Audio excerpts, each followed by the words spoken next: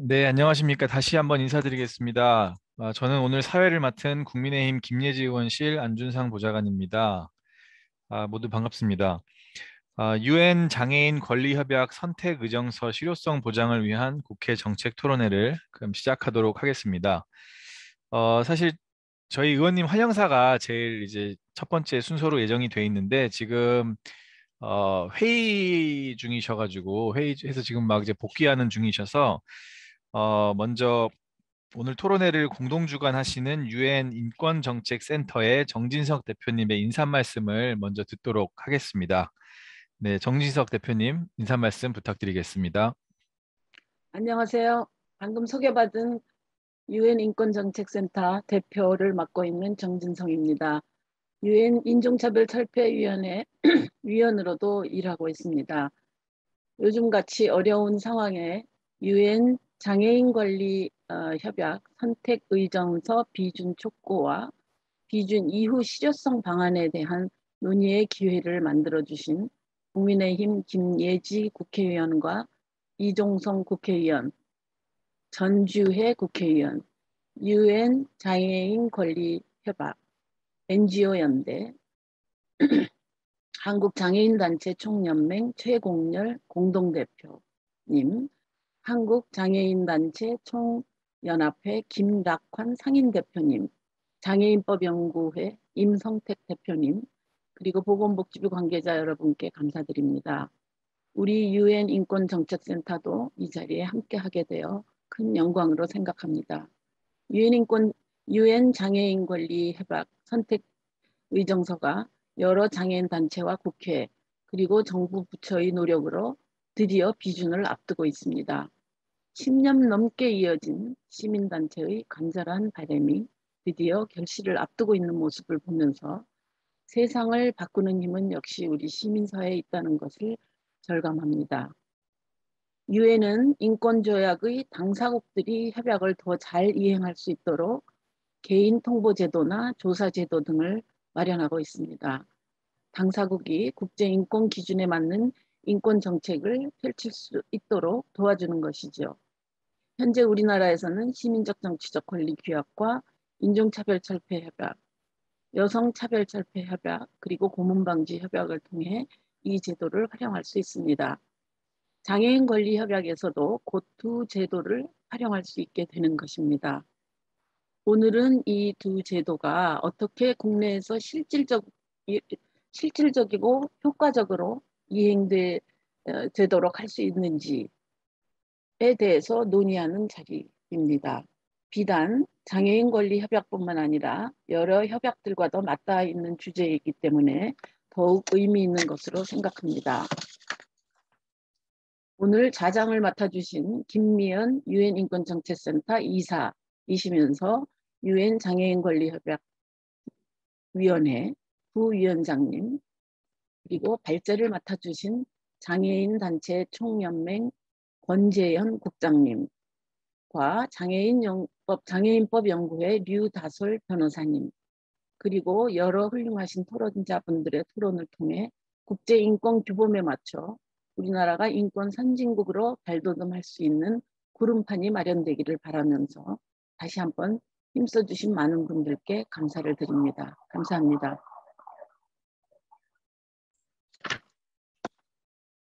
네, 정진석 대표님 인사 말씀 감사드립니다. 네, 그럼 다음으로 오늘 토론회를 주최해 주신 국민의힘 김예지 의원님의 환영사가 있겠습니다. 여러분 안녕하십니까? 온라인을 통해 함께하고 계신 내외 귀빈 여러분, 그리고 토론회 참석자 여러분, 반갑습니다. 국민의힘 김예지입니다.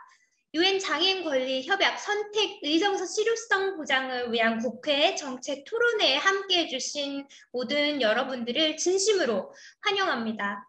오늘 토론회에 좌장을 맡아주신 김미연 유엔 장애인 권리위원회의 부위원장님, 발제를 맡아주신 한국장애인단체 총연맹 권재현 국장님과 민주사회를 위한 변호사 모임 류다솔 팀장님께 감사드립니다.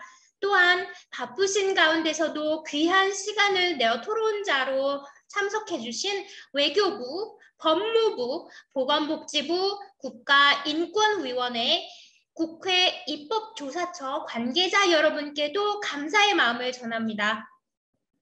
국내의 권리구제 절차를 모두 거쳤음에도 불구하고 권리구제를 받지 못한 개인과 집단 등이 UN 장애인 권리위원회에 진정할 수 있는 진정제도와 협약에 규정된 권리가 당사국에 의해 침해된 경우 유엔에 직권조사를 할 수 있는 직권조사권 등을 명시한 유엔 장애인 권리 협약 선택 의정서 비준이 가까워지고 있습니다. 정부가 2007년 유엔 장애인 권리 협약에 서명한 지 14년이 지난 지금 우리는 장애를 이유로 어떠한 종류의 차별도 허용하지 않는 사회로 한 걸음 더 나아가고 있는 것입니다. 이러한 도약을 앞두고 여러분들과 미래를 고민하는 자리를 함께 할 수 있음을 매우 기쁘게 생각합니다.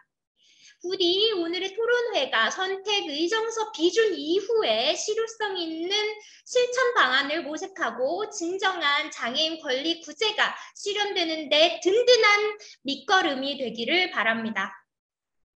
저 또한 국회의원이자 장애 당사자의 한 명으로서 유엔 장애인 권리 협약 선택 의정서가 가까운 시일 내에 비준되고 국내 법령의 정비 등 내실 있는 후속 조치가 실현될 수 있도록 국회에서 지속적인 관심을 기울이겠습니다.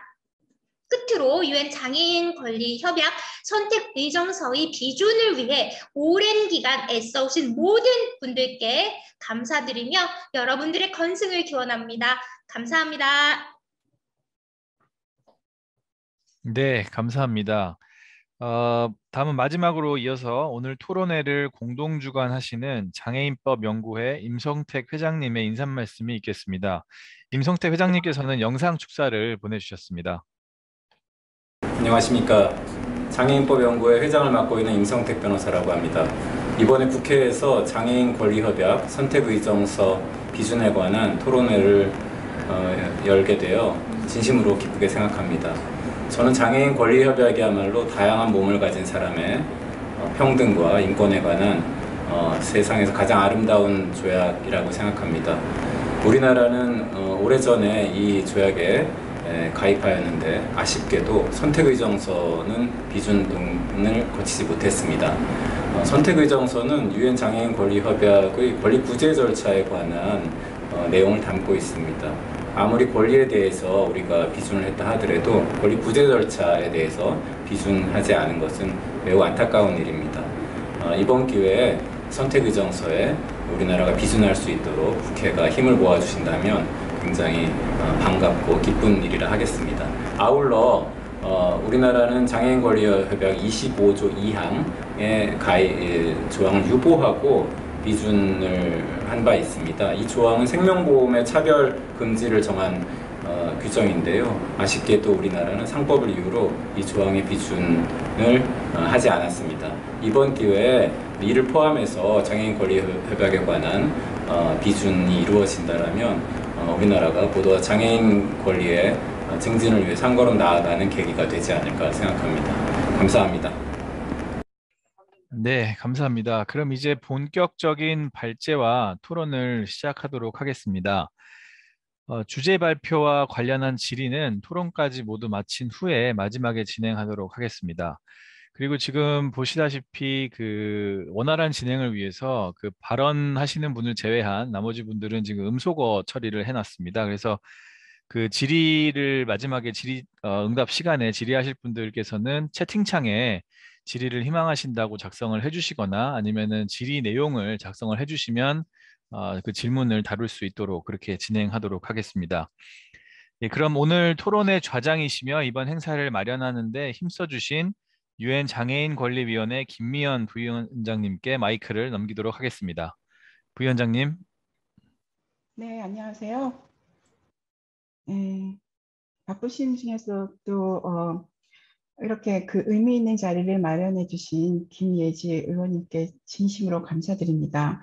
의원님께서 그 특별히 선택의정서 비준을 위한 열정을 보여주시고 정말 반가운 소식이 들을 때까지 노력해 주신 것을 정말 다시 한번 저도 장애인 당사자 한 명으로서 감사를 드립니다. 저희 유엔장애인권리위원회는 9월 13일 아니 어제 이틀 전에 그 25차 심의를 마쳤습니다. 이 어려운 팬데믹 중에서도 선택의정서 비준한 국가의 국민들이 제소한 안건들의 커뮤니케이션을 또 심의를 하기도 했는데요. 선택의정서를 비준한 국가들의 장애인 권리협약 이행에 대한 의지들이 좀 더 굳건해지고 또 이행 노력에 박차를 가하는 모습을 보면서 하루빨리 우리나라도 선택의정서를 비준해서 한국에 사는 장애인들의 권리 증진에 국가가 더 노력해 주셨으면 하는 바람을 갖고 임했었습니다. 또 거의 이제 비준 준비를 마치고 모든 부처에서 한국의 장애계가 바라는 그러한 마음으로 비준을 향한 실무 절차들을 밟고 있다는 반가운 소식을 접했습니다. 그러한 상황에서 이러한 토론회를 열게 된 것을 진심으로 반갑고 기쁘게 생각합니다. 우선 오늘 토론회에 참석하시는 분들을 소개해 드리도록 하겠습니다. 주제 발제자로서는요, 한국장애인단체 총연맹의 정책홍보국장님이신 권재현 국장님께서 선택의정서 비준 필요성과 장애인 권리 구제 제도라는 주제로 해주시고요. 또 유다솔 장애인법 연구에 간사하시면서 민주사회를 위한 변호사 모임 국제팀장이신 유다솔 변호사님께서 유엔 인권기구의 결정에 대한 실효적인 국내 이행 방안에 대한 발제를 해주시겠습니다. 안타깝게도 유다솔 변호사님이 개인 사정으로 직접 참석을 못하고 영상으로 보내주셨는데 이 점 양해 바라겠습니다. 그리고 정말 바쁘신데도 너무 제가 반갑고 기쁜 것은 유엔장애인 권리 협약과 관련된 모든 부처의 실무 담당 과장님들과 담당하신 분들이 오늘 다 이 자리에 참석해 주셨는데요. 토론자로서는 법무부의 여성아동인권과 김연정 과장님, 그 다음에 보건복지부 장애인권익과 신용호 과장님, 국회 입법처 조사처 법제사업팀 김선아 입법조사관님, 외교부 인권사회과 이동준 과장님을 대신해가지고 외교부 박인호 서기관님과 국가인권위원회 장애차별조사일과 안은자 과장님 대신해서 현정덕 조사관님께서 참석해 주셨습니다. 이동준 과장님과 안은자 과장님도 이 자리에 함께 마음으로는 계실 것을 믿습니다. 다시 한번 바쁘신 중에서도 오늘의 발제와 토론을 위해서 준비해 주신 여러분들께 감사를 드리고요. 그러면은 순서대로 발제를 시작하도록 하겠습니다. 그러면 권재현 국장님께 마이크를 넘기도록 하겠습니다. 네, 반갑습니다. 방금 소개받은 한국장애인단체 총연맹의 권재현 국장입니다. 오늘 이 자리에 같이 초대해 주셔서 너무 감사드리고요. 또 기쁜 마음입니다. 오프라인에서 그리고 여러 소통하는 더 넓은 자리에서 뵀으면 좋았을 텐데 아쉬운 마음도 들고요. 오늘 제가 요청받은 주제는 선택 비준에 대한 필요성, 또 권리 구제 제도 이렇게 돼 있지만 유다솔 팀장님 발제도 그렇고요. 제 발제문 앞에도 있지만 이 필요성에 대한 논리, 주장, 또 토론들은 너무나 많이 있어 왔고요. 또 비준에 대한 것도 저희가 이 눈앞에 두고 있다 이렇게 판단을 하고 있기 때문에 어떤 이야기를 할 수 있을까 고민이 좀 들었어요. 그래서 제가 생각하는 거는 한 두 가지입니다. 일단 제가 이제 장애인 단체에 있기 때문에 지금 단체에서 바라본 현재 장애복지법 중심으로요. 현재의 우리 주체로서의 권리가 얼마나 보장되어 있는가에 대한 부분을 좀 말씀드리고 싶었고, 단체로서 어떤 노력을 해왔는지를 좀 소개하는 게 어떨까, 그게 첫 번째고요. 두 번째, 원고에는 약간 생략이 되어 있지만 또 발제자도 또 따로 지정되어 있으시지만 이 실효성에 대한 논의로 이제 넘어가야 할 시점이란 건 다 동의하실 테니 실효성 방안에 대한 하나하나의 지금의 판단보다는 어떤 프레임으로 바라봐야 할지에 대한 단체 입장에서 의견을 좀 드리면 어떨까? 그런 생각을 좀 해봤습니다. 그래서 한 2가지 정도의 관점으로 발제 원고 중심으로 좀 말씀드리려고 하고요. 별도 PT 자료는 없어서요. 사전에 공유된 자료를 좀 같이 보시면 어떨까 싶습니다. 지금 말씀드린 것처럼 일단 장애인 권리부지 제도를 볼 때 사실 뭐 지금 정부의 국정과제라고도 하고요. 장애인 권리보장법에 대한 얘기를 아마 들어보셨으리라고 생각이 되는데요. 거기에 핵심을 어떻게 바라보느냐를 좀 소개해 드릴까 해요. 주체로서의 권리가 장애인복지법이 현재는 장애인복지의 근간이었는데 보장되어 있는가에서부터 출발을 한 겁니다. 그래서 뭐 복지법의 한계, 또 뭐 소득보장, 새로운 전달 체계, 개인의 선택권 이런 취지로 많이 알려져 있지만 장애인권리보장법의 필요성을 주장하는 입장에서 보면 현재 장애인 주체로서의 권리가 어느 법에 보장되는가로도 바라볼 수 있지 않나 이런 생각이 좀 드는데요. 그렇기 때문에 새로운 법안의 마련이 필요하다 이런 주장을 계속해 왔고 현 정부의 국정과제로 지금 정부의 입법 발의안이 이제 국회를 통해서 발의될 예정인 거죠. 그래서 그 권리보장법을 새로운 법 체계 마련 측면에서 개인의 권리가 얼마나 보장이 안 되고 있었는가와 함께 유엔 장애인 권리 협약을 이행하기 위한 근본 법의 근간이 될 수 있는 것도 필요하다 이렇게 이해할 수 있겠다. 뭐 사회적 또 상호작용, 물리환경적 뭐 장애 정의는 예전부터 얘기는 됐었는데요. 이런 장애의 정의부터 CRPD에서 정하고 있는 장애인 권리에 대한 법적 근거가 어디에도 없기 때문에 이런 부분이 새로운 법 형태로 해서 필요하다 이제 그런 얘기를 하고 있는 겁니다. 뭐 다행인지 뭐 불행인지 좀 여러 얘기가 있지만 현 정부의 지금 거의 마지막 부분에 있어서 이 권리보장법의 정부의 방향이 올 초에 발표되고 아까 말씀드렸지만 의회를 통해서 정부안이 일단 발의될 예정인데요. 저희도 장애에게 의견을 담은 별도 법안을 마찬가지 의원실을 통해서 지금 발의할 예정인데 정부에서 밝힌 현재의 장애권리보장법 안에는 그래서 지금 말씀드리는 장애의 개념을 새롭게 정의하는 부분 또 CRPD 관점의 권리로서의 조항을 별도 장으로 하겠다는 부분은 지금 반영하겠다 이렇게 지금 발표된 상태입니다. 다만 저희가 살펴봤을 때 이 조항의 관점이라든가 또 CRPD에서 명시하는 권리 이외에도 추가적인 권리의 부분이 더 확대돼야 된다고 보는 부분이 한 가지가 있고요. 두 번째는 현재의 장애복지법상의 장애 학대에 관련된 대응, 이 부분을 좀 벗어나지 못한 제한이 있다고 지금 보여지고 있거든요. 그래서 지금 저희가 준비하는 안에는 CRPD에서 명시된 장애인의 권리 측면을 다 담는 것 플러스해서 좀 더 확대된 조항을 담는 것. 두 번째는 학대를 포함해서 더 확대된 개념의 권리 침해. 또 지금의 옹호기관이라든가 어떤 지원 체계가 사후관리, 학대를 포함한 권리 침해에 대한 사후관리, 서비스 이용에 있어서의 권리 침해까지 포함하겠죠. 이런 부분으로 가야 되지 않나 이런 주장을 하고 있습니다. 그래서 첫 번째 부분은 말씀드렸지만 현재의 장애복지법을 근간으로 한 현재 복지 체계 안에서도 장애인의 권리는 어디에도 CRPD 관점에서 접근이 부재했었다. 그래서 이런 것들은 지금 장애계나 장애인 단체에서 새로운 법안 형태로 주장을 해왔던 것, 이것이 지금 선택의정서의 비준이라든가 CRPD 개념의 국가 이행에 있어서 한 맥을 같이 하고 있다. 이렇게 좀 설명드리고 싶었습니다. 발제 자료에 또 볼 때 한 두 번째 단락인데요.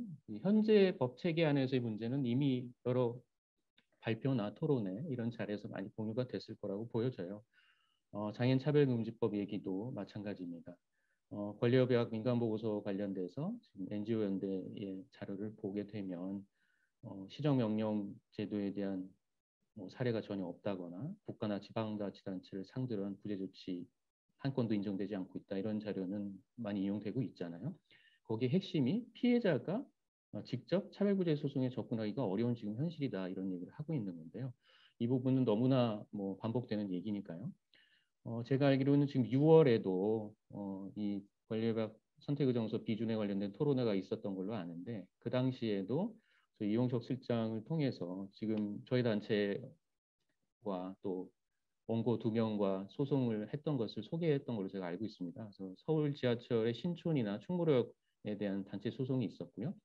8월 19일에 항소심도 패소 판결이 최종 났어요. 그래서 6월 토론회 이후의 일인데 뭐 다행이라면 다행인 게 1심 재판부와는 달리 지금 지하철 공사가 주장하는 승하차 어려운 상황은 차별적 요소가 있다는 걸 인정했고요. 지하철 공사가 충분히 하고 있다는 인적 서비스 역시도 불편함을 감수하면서 매번 전화해야 하는 이런 서비스 자체는 차별적 요소가 있다 이렇게 본다고 밝히고는 있죠. 하지만 지금 말씀드리는 장차법의 이중 면제부에 해당되는 정당한 과도한 부담이죠. 현저히 곤란한 사정에서 과도한 부담으로 인해서 항소심이 최종 패소가 됐습니다. 이 부분도 장차법과 관련된 개인의 권리 구제 이런 소송의 실효성 부분에 대한 사례가 되겠고요. 또 한 가지 제가 더 든 것은 2020년 자료인데요. 장애인 권익문제연구소에서도 이 현재 사법 절차에 있어서의 실효성 부분을 또 판례나 이런 사례집으로 발표를 했더라고요. 그래서 지금 현재 소송 중심으로 한 소송 구조제도가 장애인 개인의 권리 구제 절차로서 얼마나 실효성이 부족한가 이런 사례도 역시 있다고 보겠습니다. 그래서 이 두 번째 단락에서 제가 말씀드리고 싶은 것은 앞서 권리보장법을 기반으로 한 새로운 법의 필요성을 얘기할 때 연장선상인데요. 그래서 지금 이 장차법이나 현행 사법체제를 또 보완할 만한 개인의 구제 절차에 명확한 구제 절차가 더 필요하다 이런 차원에서 단체 소송 개념을 새로운 권리보장법 안에 지금 주장하고 있습니다.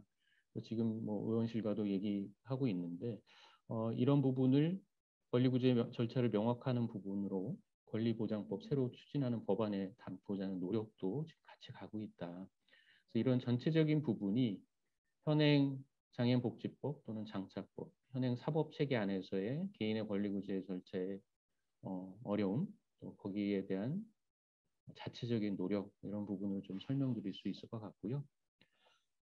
크게는 이제 두 번째죠. 이 비준 이후에 실효성에 대한 걸로 넘어가야 된다가 이제 주 관점이 되겠습니다. 근데 저는 오늘 말씀드리고 싶은 게 아까 말씀 처음에 드렸지만 이것들을 논하는 프레임 자체를 조금 정립이 필요하지 않나 이런 생각을 좀 말씀드리고 싶어요. 어떤 걸 말씀드린 거냐면 일단 첫째는 현재까지의 과정들을 보면 이 이행에 대한 모니터링 감시 기구가 필요하다 이런 큰 축의 논쟁들이 있어 왔는데 사실 이 부분은 얼마 전에 나온 복지부 연구 용역 과제에도 다 잘 담겨 있더라고요. 전체적인 지원 체계나 정책으로 프레임을 바라봐야 되겠다 이런 얘기를 처음에 말씀드리고 싶어요. 그래서 지금 제가 말씀드린 거 안에도 국내 현재 상태에서의 절차나 법 체계에서의 문제점을 개선하는 부분도 있을 거고요. 또 새로운 법을 필요하면 개정하는 이런 절차, 또 민간에서 이 개인 구제 활동을 어떻게 지원하는가, 이 지원에 대한 절차, 그리고 이 이행에 대한 감시를 할 수 있는 별도의 어떤 모니터링 기구가 필요하다는 것, 또 전체적으로 이런 부분을 잘 당사자가 알 수 있도록 홍보하거나 교육을 해야 된다는 것.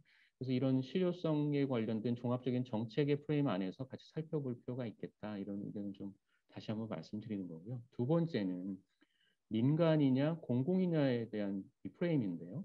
사실 지하철 단차 소송 얘기를 저희가 자꾸 말씀드리고 소개드리는 이유도 기준이 된 이후에 공공이나 어떤 법체계 지원 절차가 수립되기 이전이라 할지언정 민간, 저희를 포함한 장애인 단체 역할이 있다면 반드시 하게 돼 있다는 겁니다. 그래서 민간의 추진 동력이 필요하다. 여기에 대한 지원도 포함하겠죠. 이런 관점도 좀 중요한 축으로 좀 살펴봐야 되지 않을까 이런 생각이 들고 공공 같은 경우는요. 그래서 이행 감시에 있어서 독립성 그리고 지속성 이 두 가지가 주 관점이 아닐까 그런 생각을 합니다. 그래서 이게 어떤 기구가 중요하고 기구를 위한 법의 재개정이 필요하고 이런 접근만 단순히 필요한 게 아니라 당장 비준 이유를 바라봐야 할 때 맨 앞단에는 개인이 이것을 접근하기 위해 지원해 줄 수 있는 민간의 역할, 또 거기에 단체의 역할, 거기에 필요한 지원의 실효적인 방안 이런 부분을 좀 더 비중 있게 앞단에서 논의해야 되지 않을까? 단체 입장이라고 이해하실 수 있겠지만 그런 의견을 좀 드려봐요. 그래서 어떤 게 우선순위고 어떤 게 시간이 오래 걸릴지는 논의를 통해서 갖춰가겠지만 비준이 된다는 전제라면 개인이 당장 접근하기 위한 앞선에는 민간이나 이 단체들이 있을 거다. 그래서 이런 부분을 가장 또 놓치지 말고 살펴봐야 되지 않을까 이런 생각을 해봅니다. 그리고 예를 들면 뭐 제가 듣기로 뭐 호주의 예라고 하던데요. 민간 중심의 꼭 공공만이 아니어도 또 법이 없더라도 거버넌스를 구축해서 활동가나 단체, 변호사 중심의 어떤 민간 역할을 구축해주는 방안도 있을 수 있겠다. 그리고 어떻게 되든 소송에 관련된 절차나 지원이 필요한 부분이 있겠죠.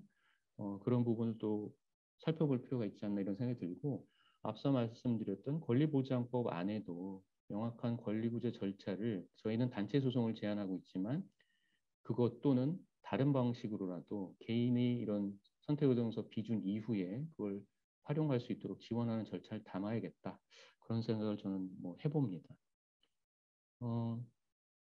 뭐 지금 제가 이제 발제문 제일 마지막에도 써 있지만 사실 뭐 복지부 연구 영역 자료에 다 있는 내용입니다. 해외 사례를 보면 저희가 맨날 해외 사례 하지만요.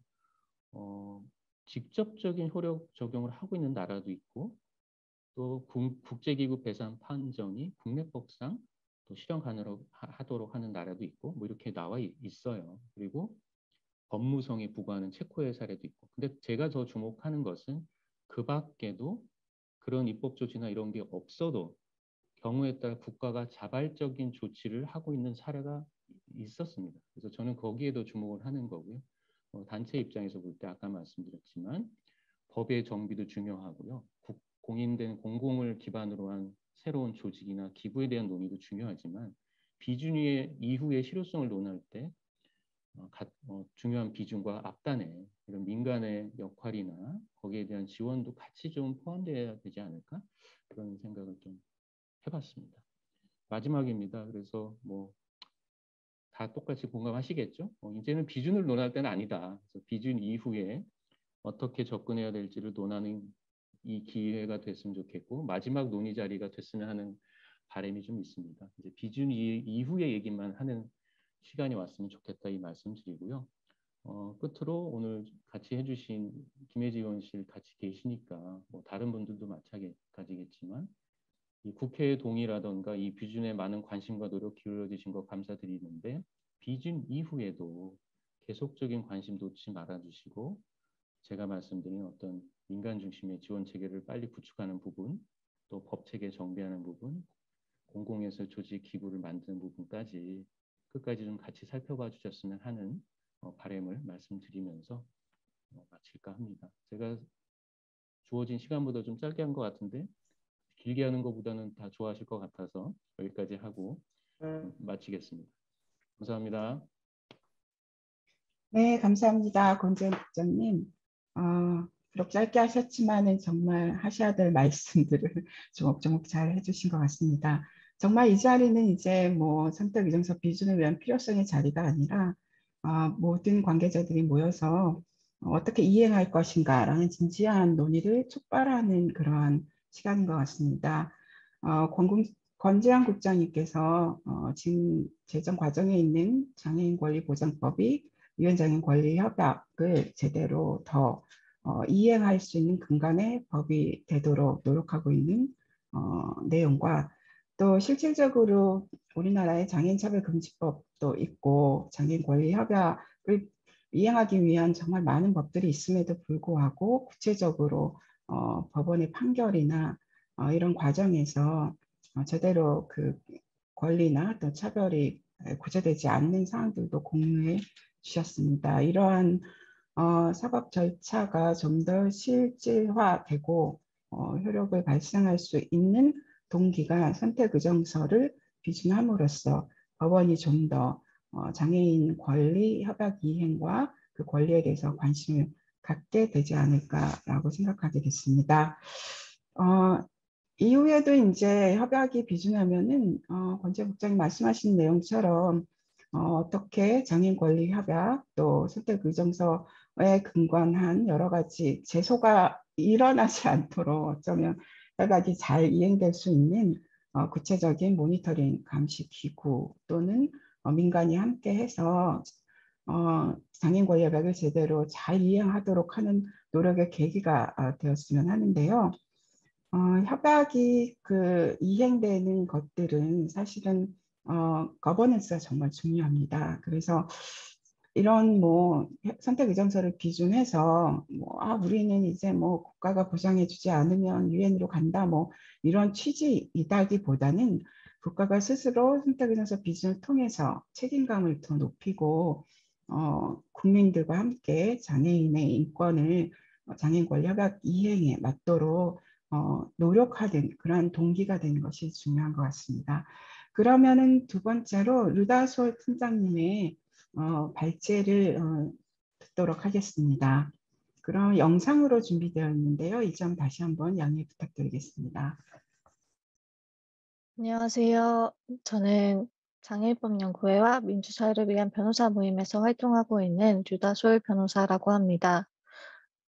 먼저 오늘 유엔 장애인 권리협약 선택의정서 실효성 보장을 위한 국회 정책 토론회에 발제로 참여하게 되어서 굉장히 영광이고 오늘 발제를 영상으로나마 보내드리려고 합니다.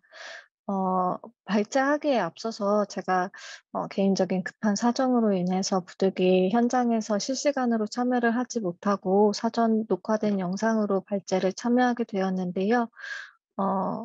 우선 이 주최 측과 다른 발제자분들, 토론자분들, 그리고 많은 관계자분들께 죄송하다는 말씀을 먼저 드리고 싶고 양해해 주셔서 정말 감사하다는 말씀을 드리고 싶습니다. 그러면 저희 오늘 발제는 화면 공유를 하면서 시작을 해보도록 하겠습니다. 네, 오늘 발제에 주된 개요 내용인데요. 네, 우선 최근에 유엔 장애인 권리 협약 선택 의정서 비준에 대한 열의가 굉장히 뜨겁습니다. 지난 6월에 국회에서는 오늘 토론회의 주최 측이시기도 한 김예지 의원의 대표 발의로 유엔 장애인 권리 협약 선택 의정서 비준 촉구 결의안이 국회 본회의를 통과했습니다. 그 결의안이 통과된 지 얼마 안 된 8월에는 보건복지부가 선택의정서 비준에 필요한 기초 연구를 위한 연구 용역과 의견 조회를 실시하는 등의 절차를 거쳐서 외교부에 유엔 장애인 권리협약 선택의정서 비준을 의뢰하였다고 보도자료를 통해 밝히기도 하였습니다. 유엔 장애인 권리협약의 선택의정서 비준이 단순히 어떠한 제도를 새로 설계한다는 그런 의미만 가지고 있는 것은 아니고 우리 모두가 다 알다시피 이러한 비준의 모든 궁극적인 목적은 국내에 있는 모든 장애인들의 권리 보장과 이를 통해서 누구도 배제되지 않고 모든 사람이 존엄한 존재로서 자신의 인생을 스스로 살아갈 수 있는 사회를 만들어 나가는 것일 거라고 생각을 합니다. 그렇기 때문에 이러한 CRPD 선택 의정서 비준 그리고 이에 대한 필연적인 결과일 것인 유엔 인권조약기구 결정의 실효성 보장을 위한 방안을 이번 발제에서 한번 살펴보도록 하겠습니다. 네, 다음으로는 유엔 인권조약기구 결정 현황입니다. 유엔 인권조약기구는 국제인권조약의 당사국들이 조약상 의무를 이행하고 있는지 여부를 감독하고 또 그러한 협약상의 의무의 이행을 실효적으로 확보하기 위해서 설치하는 각 조약별 위원회입니다. 개인진정 제도는 그러한 각 조약기구 또는 그러한 각 위원회들이 당사국에 의해서 국제인권조약이 인정하는 권리와 기본적 자유를 침해당했다고 믿는 특정 개인이 제기하는 고발 혹은 진정을 심사하고 그 해당 개인의 권리 구제를 도모하는 제도입니다. 조약의 당사국이 자국을 상대로 한 개인 진정이 제기되는 것에 대해서 사전에 별도로 동의를 한 경우에만 해당 당사국을 상대로 한 개인 진정이 가능한데요. 대한민국 같은 경우에는 유엔 장애인 권리 협약에는 당사국으로 들어가 있지만 장애인 권리 협약에 대한 선택 의정서는 비준하지 않은 상태입니다. 장애인 권리 협약의 당사국인 대한민국에 대해서는 개인 진정이 불가능한 상황이라고 볼 수 있습니다. 네, 그러면 지금까지 대한민국이 이러한 유엔 인권조약기구의 개인 진정을 인정하고 있는 사례들을 한번 살펴보도록 하겠습니다. 가장 먼저는 1990년에 있었는데요. 시민적 정치적 권리에 관한 국제규약 또는 자유권규약이라고도 불리는데 자유권규약에 대한 선택의정서를 1990년에 비준을 합니다. 인종차별철폐협약 같은 경우에는 뒤에서 보실 고문방지협약과 마찬가지로 별도의 선택의정서 가 규정되어 있지는 않습니다. 그 개인 진정에 관해서는 협약상의 특정 조항에서 그 내용을 규정을 하고 있고요. 그래서 인종차별철폐협약 같은 경우에는 협약을 비준할 당시에는 14조에 대해서 수락하지 않고 있다가 97년도에 한국 정부가 14조 수락 선언을 하였습니다. 현재까지 유엔 조약기구 홈페이지에서 볼 수 있는 데이터베이스 상으로는 대한민국에 대한 유엔 인권조약기구의 결정이 25건 정도 있는 것으로 보입니다. 이 25건 중에서 자유권규약위원회의 결정이 23건이었고 고문방지위원회와 인종차별철폐위원회의 결정이 각 한 건 있었습니다. 뒤에서 좀 더 살펴보겠지만 가장 첫 번째로 제기되었던 사건은 자유권위원회에 제기된 이른바 손준규 사건으로 쟁의행위에서 제3자가 개입하여서는 안 된다는 제3자 개입 금지 규정이 자유권규약에 위반된다는 내용의 1997년도 결정이 있었습니다. 네, 다음으로는 유엔 인권조약기구 결정의 국내 이행에 대해서 살펴보겠습니다.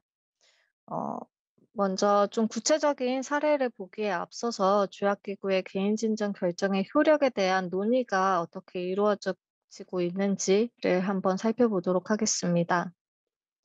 국제인권규범이라는 것의 발전은 기존의 국가 주권의 개념과 국제법, 국내법, 이분법 체계에 큰 변화를 가져왔습니다. 이러한 규범적 변화와 더불어서 조약법에 관한 비엔나 협약이 자주 논의가 되고는 하는데요. 비엔나 협약 제26조는 국제조약의 당사국은 해당 조약을 신의 성실하게 이행하여야 한다는 기본적 의무를 규정하고 있습니다.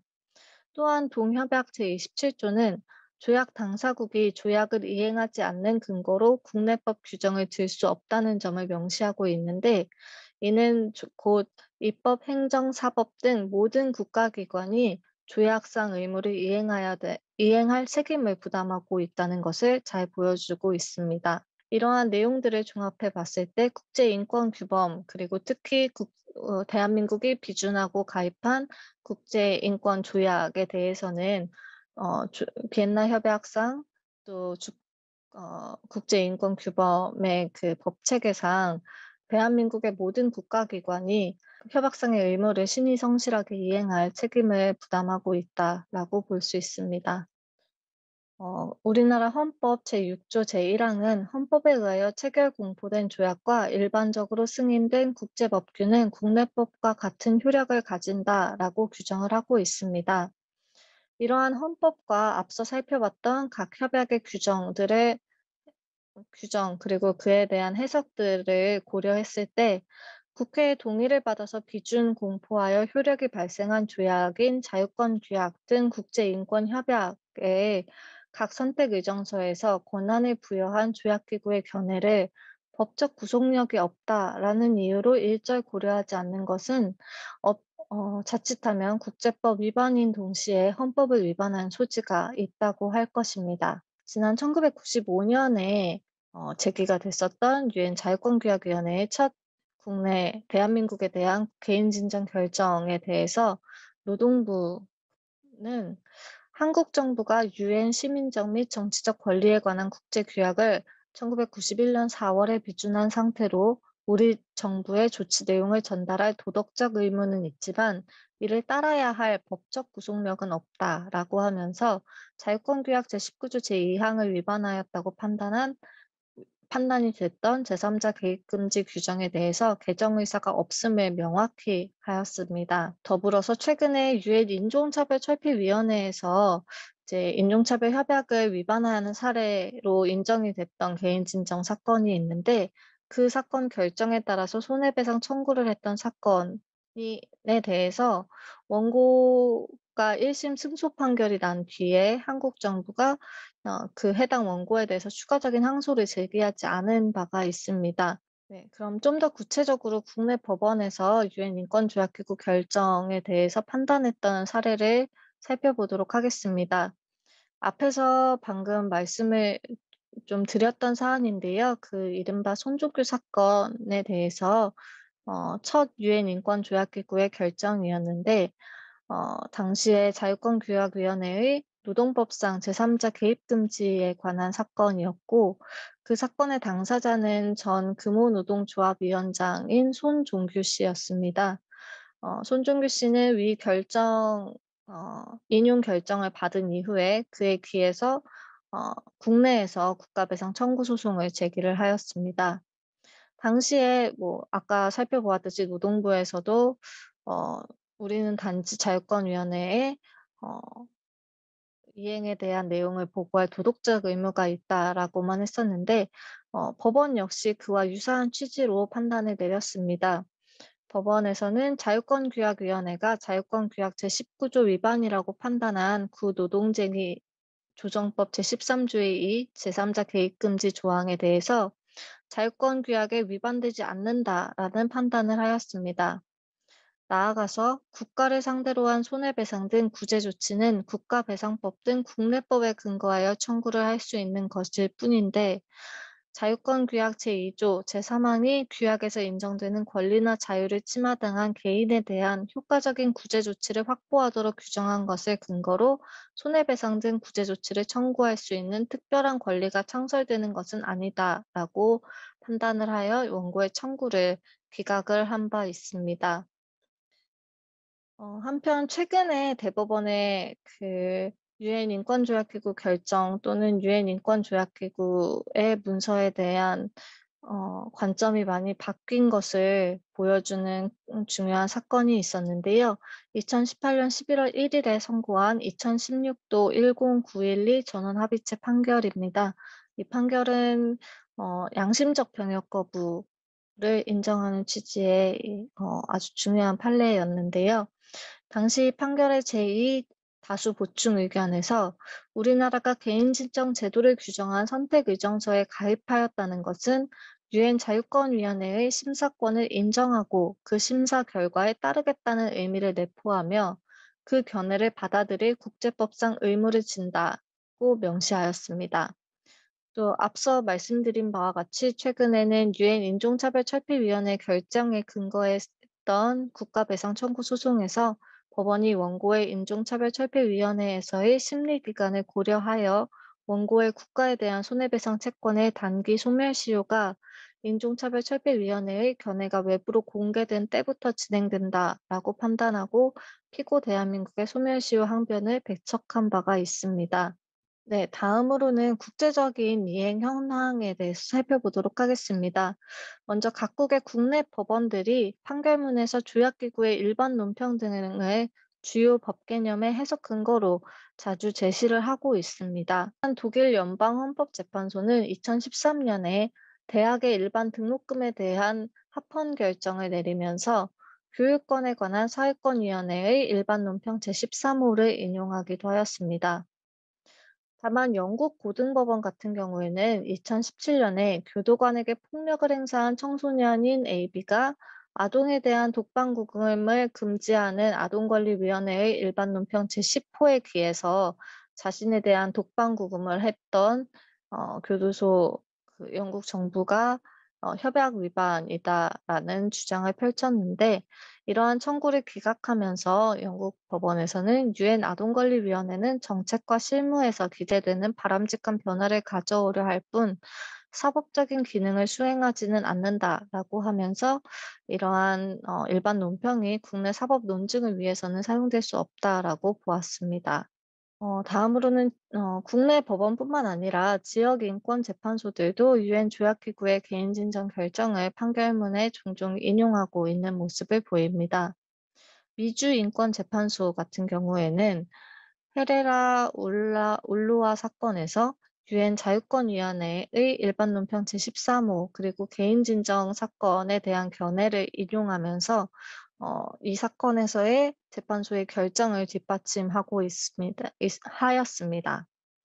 유럽 인권재판소 같은 경우에는 오프즈 대 터키 사건에서 유엔 여성차별철폐위원회의 일반 권고 제19호 그리고 여성차별철폐위원회의 두 개의 개인진정 사건에 대한 견해, 즉 결정들을 인용을 해서 판단을 내린 바가 있습니다. 나아가서는 국내에서의 집행기구들이 개인진정에 대한 견해나 결정에 실효성을 부여할 의무가 있는 경우도 있습니다.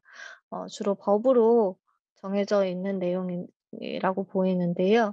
먼저 중남미의 콜롬비아 같은 경우에는 법 제288호에서 명시적으로 유엔 자유권위원회와 미주인권재판소가 해당 조약의 위반이다라는 특정 사안별로 결정을 내리는 경우에는 이에 대해서 금전적인 배상을 해야 된다는 국가의 국내법상 의무를 국내법상 아예 규정을 하고 있습니다.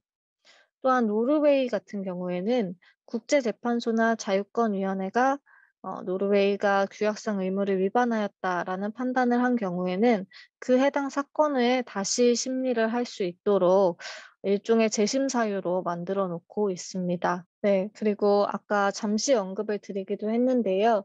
조약기구의 결정에 대해서는 국내 이행과 관련해서 지난 2018년 스페인 대법원에서 중요한 판례가 나온 바 있습니다. 스페인 대법원은 다음과 같이 판단을 하였는데요. 먼저 협약상으로 직접적으로 국내 이행을 강제하는 규정은 없다라는 점을 인정을 하였습니다. 다만 여성차별철폐협약 제24조에서 당사국이 협약상 인정된 권리의 완전한 실현을 달성할 목적으로 국가적 수준에서 모든 필요한 조치를 취할 의무를 규정하고 있고 동협약 선택의정서 제7조 제4항에서는 당사국이 위원회의 견해를 적정하게 고려할 것을 규정한 점, 또 나아가서 스페인 헌법 제96조가 국제조약이 국내법 질서를 구성하는 부분 중 하나라고 규정하고 있고 헌법 제10조 제2항에서 헌법상 권리는 국제인권법과 합치되도록 해석되어야 한다라고 하고 있는 점, 또 나아가서 조약기구의 결정을 준수하는 것은 법치주의의 문제이고 이를 준수하지 않는 것은 헌법 제9조 제3항에 따라서 죄형 법정주의와 법체계를 침해하는 점이라는 점을 설시를 하면서 여성차별철폐위원회의 견해를 이행할 절차의 부존재는 스페인의 법률상 그리고 헌법상 임무를 위반한 것에 해당한다라는 판단을 내렸습니다.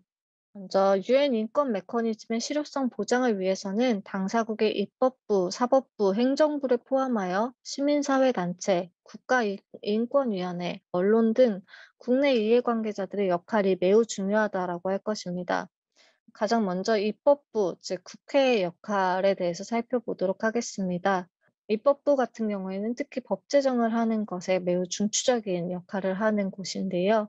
이러한 국회의 입법 과정에서 국제인권 규범을 준수하고 있는지, 그리고 국제인권기구의 권고 이행을 포함한 인권 전반을 관장하는 그런 단위가 필요할 텐데, 이상적으로는 상임위원회로서 인권위원회를 신청을 하는 방안이 있을 수 있고, 그보다는 조금 더 현실적으로는 법제사법위원회 내에 일종의 소위원회를 구성해서 이러한 국제인권 규범과 국제인권기구의 권고를 이행하는 방향으로 입법 과정이 이루어지는지를 감독하는 그러한 소위원회를 구성하는 방안을 모색해 볼 수 있지 않을까라고 제안을 드려봅니다.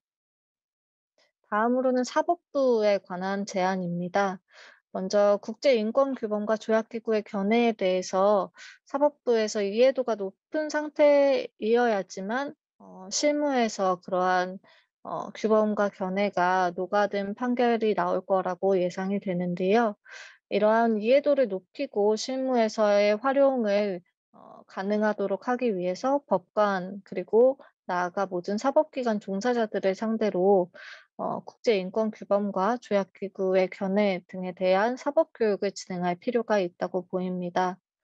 또한 나아가서 인권 침해의 당사자들이 국내에서의 모든 권리 구제 절차를 소진한 경우에는 국제인권기구의 개인 진정을 제기할 수 있도록 법률 구조 제도를 구성하는 방안도 떠올려 볼 수 있을 것 같습니다.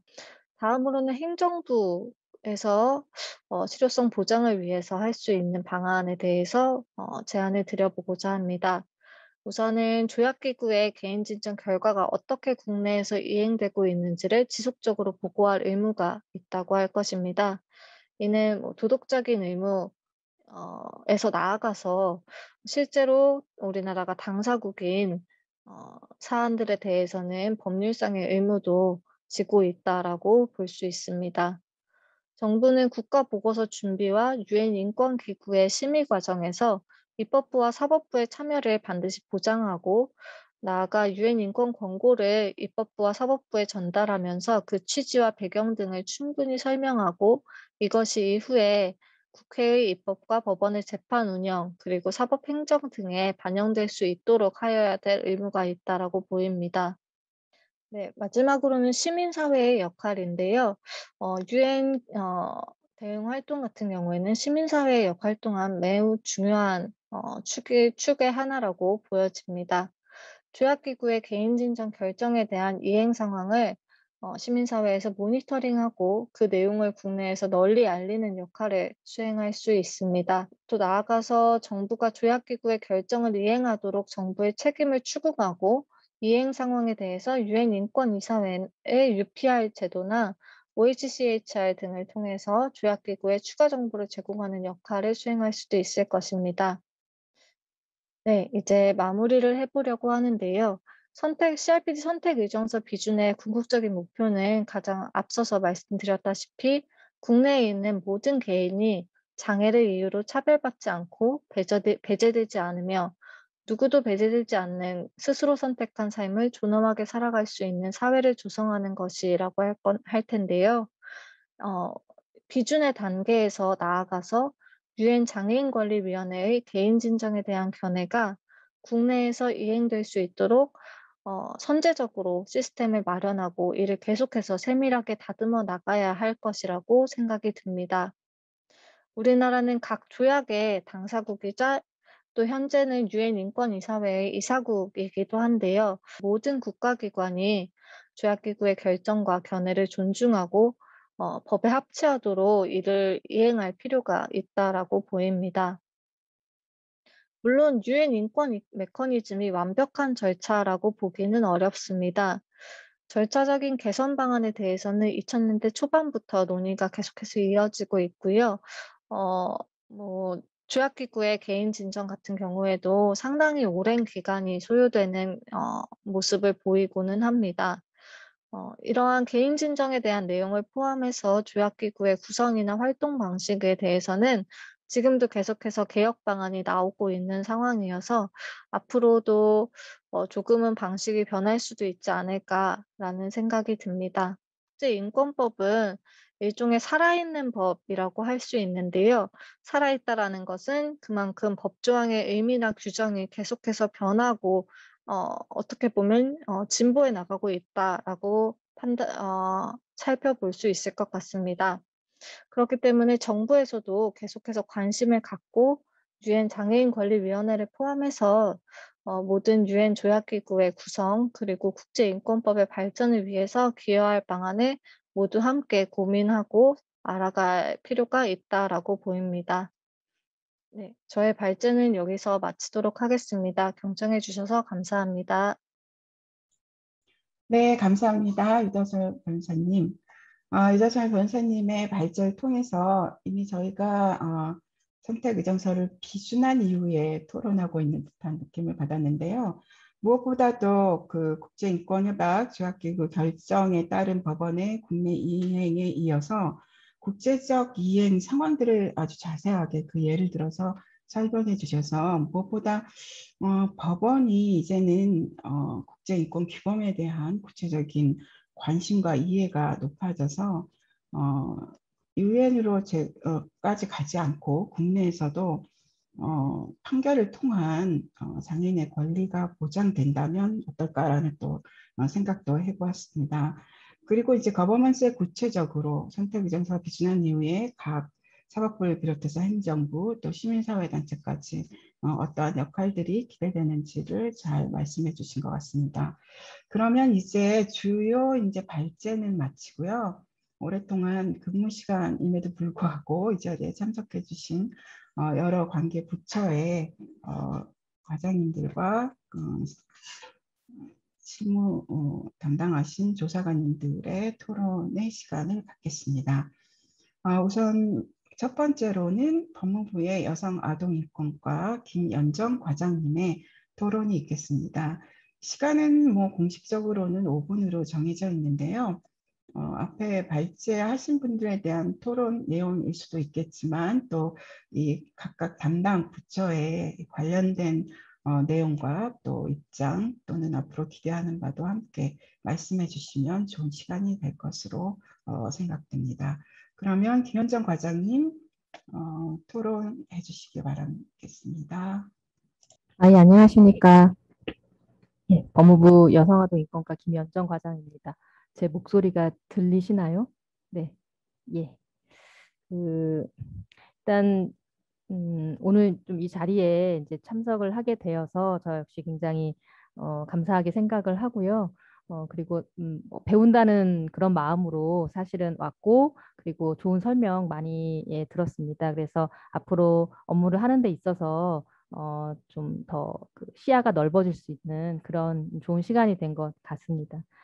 제가 일단 제 입장에서 이제 오늘 그 토론에 대해서 드릴 수 있는 그 얘기는 저희 과에서 지금 담당하고 있는 업무가 아까 발제문에도 좀 자세하게 언급이 되었던 그 장애인 차별 시정명령 업무를 이제 담당을 하고 있습니다. 그래서 그 시정명령 업무가 지금 어떻게 이제 진행이 되고 있고, 지금 그 시정명령 업무가 어떤 상황에 있고, 이런 내용을 좀 공유를 이제 하고요. 그래서 그 부분에 대한 설명을 좀 제가 드릴 수 있는 부분을 좀 드리는 게 좀 이번 자리에 좀 적합한 내용이 아닐까 싶어서 우선 그 발제문의 이제 21페이지에 장애인 차별금지법에 대한 내용과 함께 그 시정명령에 대한 제도에 대한 이제 지적이나 이런 것들이 있는데 그 여러 단체나 여러분들의 그 우려가 있어서 그 우려와 이제 걱정 이런 노력 이런 것들을 통해서 일부 개정이 되었습니다. 그래서 지금 여기서도 여러 번 이제 지적이 되었던 그 시정명령의 요건이 너무 까다롭다. 이 부분에 대해서는 그 지금 피해의 심각성, 그러니까 피해가 심각해야 하고 그 다음에 그 중대한 공익상의 이유가 있어야 한다라는 그 두 가지 요건이 이제 없어졌고요, 삭제가 되었고요. 그래서 그렇게 삭제된 법안이 이제 시행이 되고 있습니다. 그 올해 6월 30일부터 그렇게 이제 시행이 되고 있고요. 그래서 이제 그거 외에 이제 그 법안의 내용이 이제 삭제가 되면서 많이 시정 명령이 활성화될 것으로 좀 기대는 하고 있고요.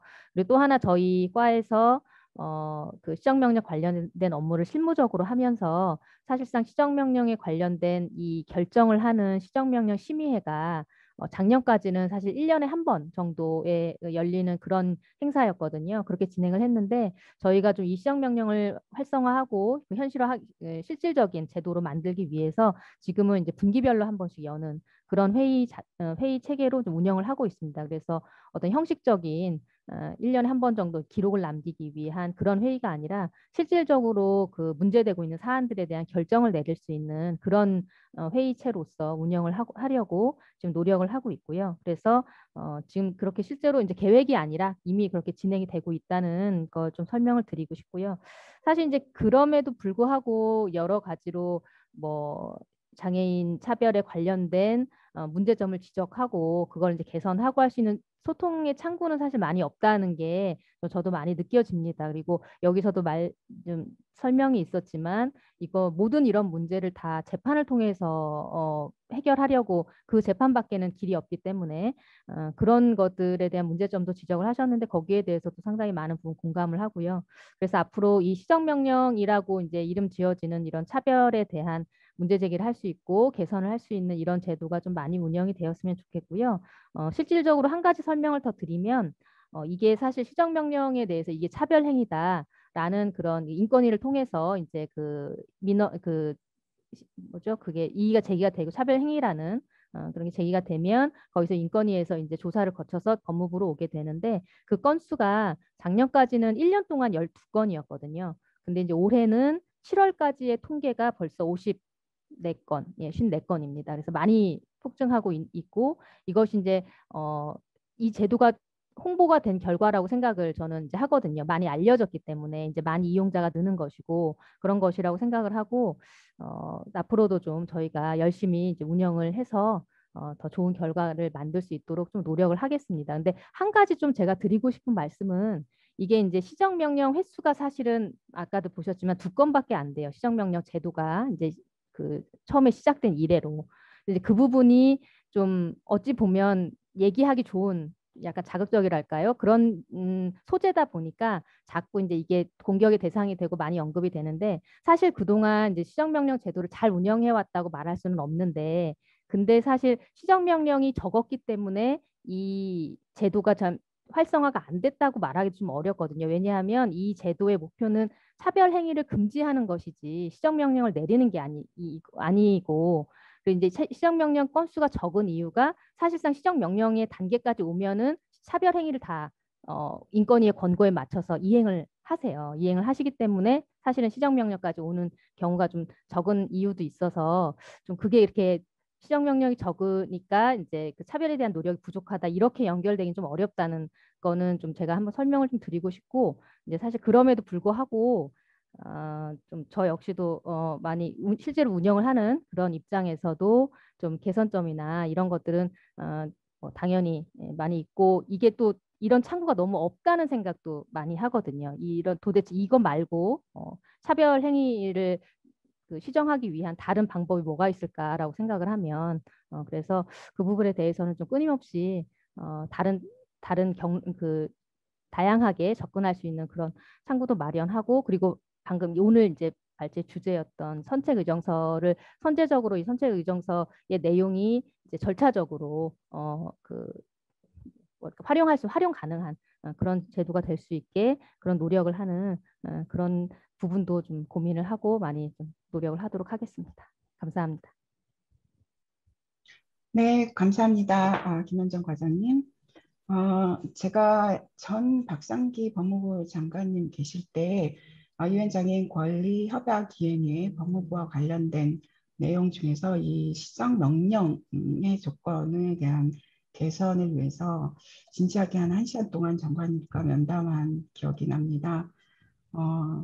이렇게 그 국내의 장애인 차별 소송 구제 절차에 대한 진지한 노력이 결국은 장애인 권리 협약을 이행하는 빠른 길이고요. 이렇게 변화가 와서 과장님께서 이러한 답변을 주실 수 있게 돼서 정말 반갑게 생각하고요. 이 장애인 차별금지법을 만드는 제정 과정이 7년 동안이었고요. 또 제정된 이후에도 상당한 시간이 흘렀는데 그동안에 한국의 장애인 당사자들이 이러한 그 시정 명령권의 효력이 발생하기 위해서 많이 노력해 오고 있어서 결과가 났다는 것도 또 법무부가 알고 계셔서 반갑게 생각합니다.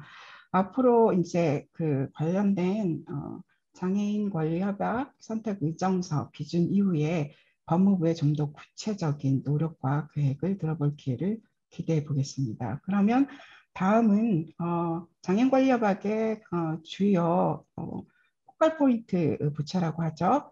보건복지부의 장애인 권익지원과 신용호 과장님의 토론을 듣도록 하겠습니다. 네, 안녕하세요. 반갑습니다. 장애인 권익지원과장 신용호입니다. 먼저 이 좋은 자리 마련해 주신 우리 의원님들 감사드리고요. 또 두 분 발제 잘 들었습니다. 그리고 우리 법무부 과장님 말씀 많이 해주셨는데요. 저도 장애인 권리 침해, 그리고 권리 구제의 어떤 시스템, 또 우리 복지부가 하고 있는 것들 잠깐 언급하고 말씀드리겠습니다. 이제 사실 장애인 차별 금지법은 이제 복지부가 갖고 있고요. 권리 구제 수단은 이제 인권위와 법무부가 갖고 있지요.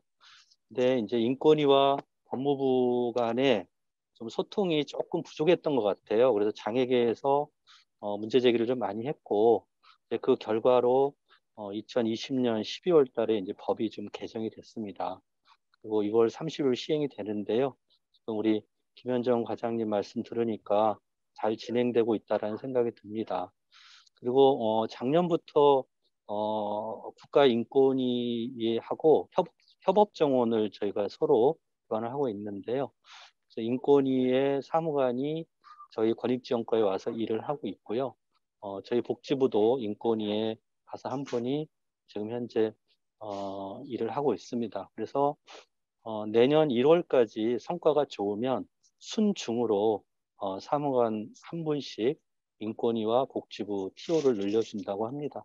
그래서 지금까지는 저희가 몰랐던 여러 가지 인권위에 대한 내용이라든가 이런 것들을 저희가 숙지도 하고요. 공부를 잘 하고 있습니다. 그래서 협업 정원을 통해서 장애인 권리 구제에 관련된 부분들을 좀 같이 고민하면서 시스템을 만들고 있다는 말씀을 좀 드립니다. 장애인 권리보장법 관련해서 이거 뭐 국정 과제이기도 하고요.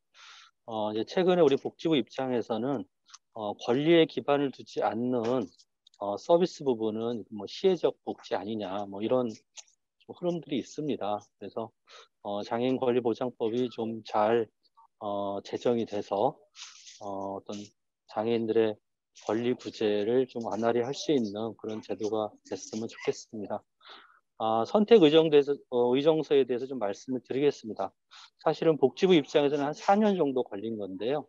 2018년도 그 국가보고서 CRPD 장애인 권리 협약에 대한 국가보고서를 저희가 제출하면서 장애인 정책 조정위원회 총리님 주재에 그 부분에서 저희가 선택 의정서를 어떤 형태로든 이번 정부 안에 통과를 시키겠다 좀 그런 의지를 보였고요. 장애인 정책 조정위원회 위원이 아닌 부처 법무부하고 외교부가 그때 참석을 하셨습니다. 그래서 이 부분에 적극 협조하겠다라는 얘기가 있으셨고요. 2019년 저희가 하반기 때 연구 용역을 하게 됐고요. 그러면서 이제 지금까지 와 있습니다. 그래서 지난주에 저희가 좀 확인을 해본 결과는 지금 외교부 조약과에서 지금 진행을 하고 있는데 지금 원문 번역하고 있고요. 그 국무회의에 상정할 내용을 지금 만들고 있다고 말씀 드렸습니다. 그래서 외교부에서도 많이 노력을 해주시는 것 같아서 또 더불어 감사드리고요. 또 하나 이제 우리 법무부에서도 우리 그 유보철의 상법 732조 부분이 좀 걸림돌이었는데 요번에 유보 철회한 것으로 보겠다라는 어떤 공문을 보내주셨어요. 그래서 큰 걸림돌들은 많이 이제 제거가 된 상황이고요.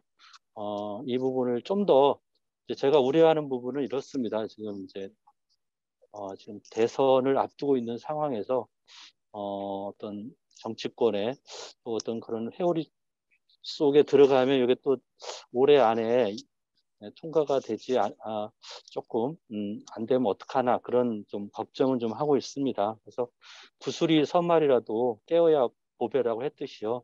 이제 마지막 단계 같습니다. 그래서 힘들지만 우리 외교부에서 좀 적극적으로 좀 해주시고 우리 장애계에서도 지속적으로 독려를 좀 해주시면서 12월 달 안에 선택 의정서가 어떤 형태로든 좀 국회에서 비준이 돼서 2022년부터는 우리 장애인들의 권리 구제가 국내뿐만 아니라 국내에서 제대로 안 되고 있는 부분은 또 다른 형태로 권리 구제가 될 수 있는 그런 해가 됐으면 하는 바람입니다. 네, 이상입니다. 감사합니다.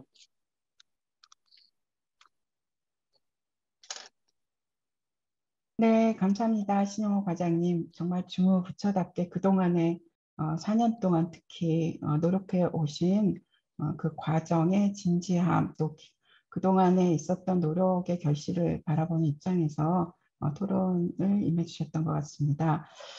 제가 정말 너무 말씀하신 내용 중에 반갑게 생각한 거는 이제 복지부의 이 그 신영 과장님 계신 과의 정부 간의 협업 전원을 통해서 법무부 국가인권위원회와 함께 복지부 장애인 권익지원과가 장애인의 차별 해소를 위한 구체적인 노력을 함께 하고 계시고, 이것이 유엔 장애인 권리협약 이행과 관련된 내용 속에서도 빛을 발하고 있다. 이것이 정말 반가운 소식인 것 같습니다. 비준이 될 때까지 복지부에서도 긴장 끈을 놓지 마시고 함께 노력해 주시기를 다시 한번 부탁 말씀을 드리고요. 그러면은 이제 국회입법조사처의 법제사업팀의 김선화 입법조사관님의 토론을 듣겠습니다.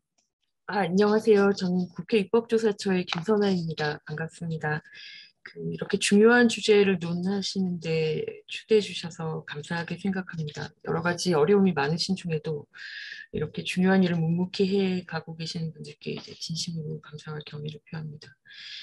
저는 사실 헌법이 전공이어서 주로 정치 주제를 좀 많이 다루고 이번에 인권을 조금 이제 들여다보게 되는 상황이 되어서 이 시간 통해서 이제 많이 배우고 있습니다. 이제 외람되게 이제 토론을 하게 되어서 발제를 듣고 또 여러 토론을 듣고 생각나는 말씀을 드리는 것으로 제 토론을 가름하겠습니다.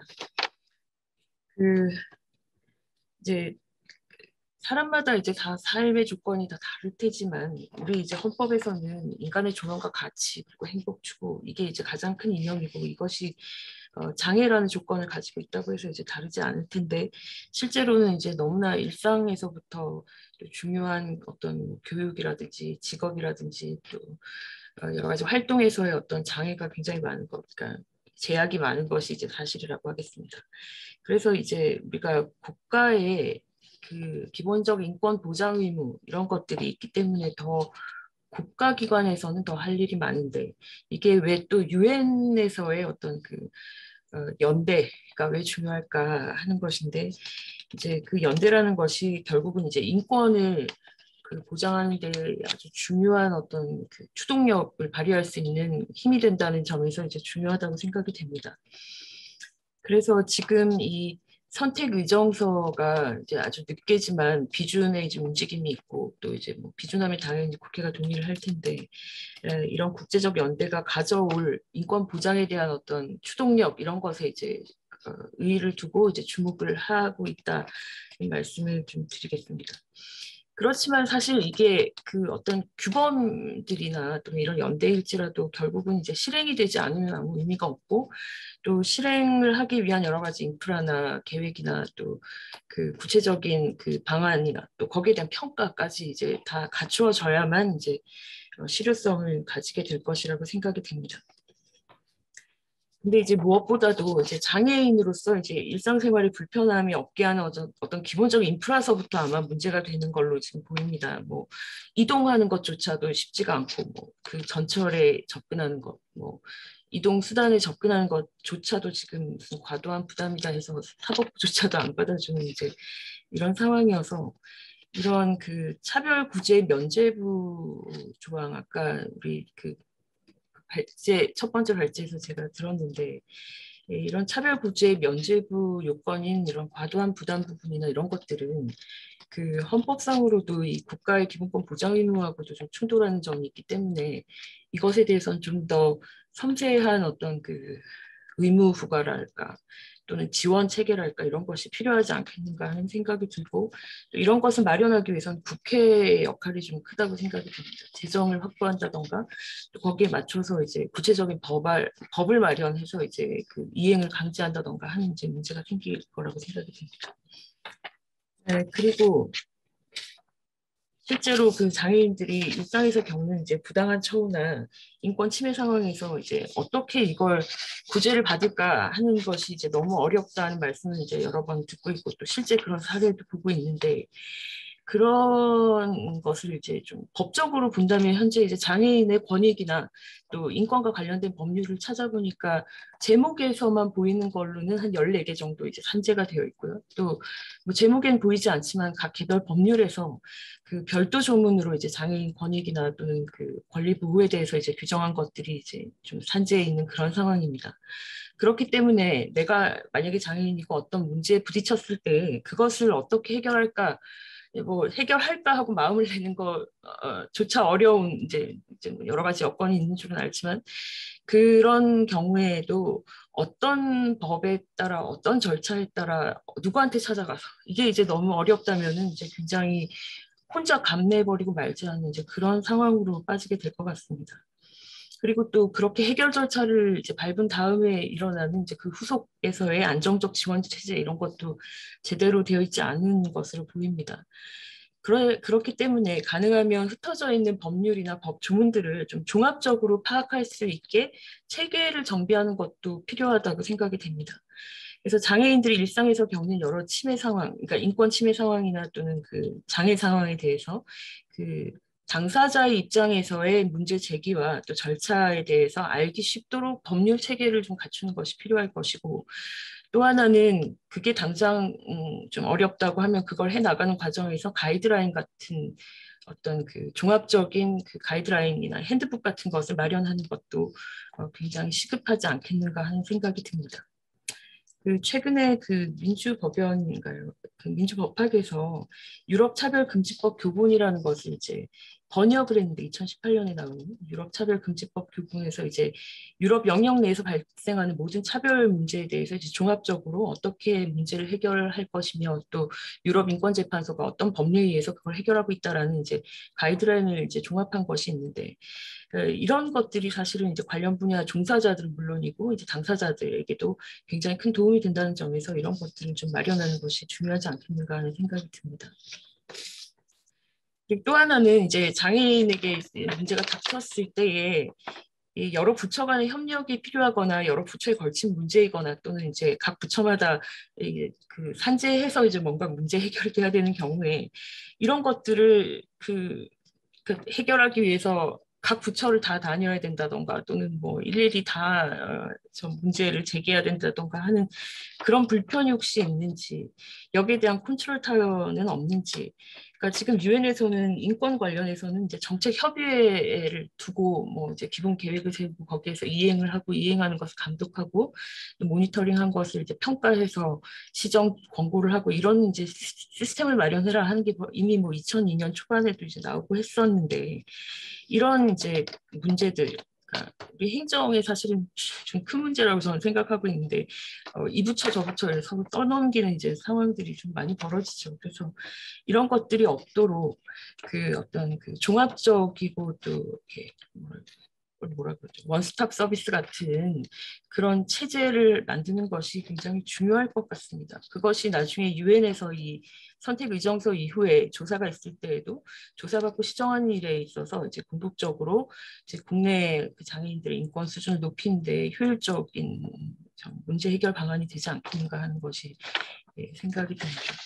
그리고 제가 발제를 듣다가 이제 좀 생각이 나서 좀 여쭤보려고 하는 건데 지금 변호사님이 계시지 않은 것 같아서 좀 누가 답을 해주시면 좋겠는데 이제 지금